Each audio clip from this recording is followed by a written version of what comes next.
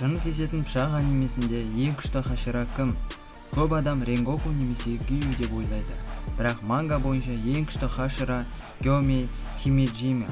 Тіпті Кокушибоның өзі оның күшін мойындаған. Гёмей туғаннан соқыр болса да, барлық хаширалардың ішіндегі ең мықтысы болды. Оның физикалық күші соншалық жындарды бір соққымен жойып жібере алатын. Сондықтан көптеген фанаттар оны тарихтағы ең күшті хашира деп санайды. Ал сенің ойыңша Гёмей ма әлде Ренгоку ма? Кім күшті? Өз ойыңды комментарийге жаза кет.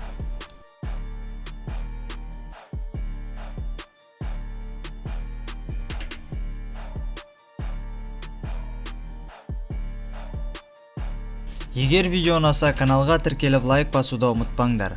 Алда бұдан да қызықты аниме теориялары, құпиялар және мықты видеолар шығады.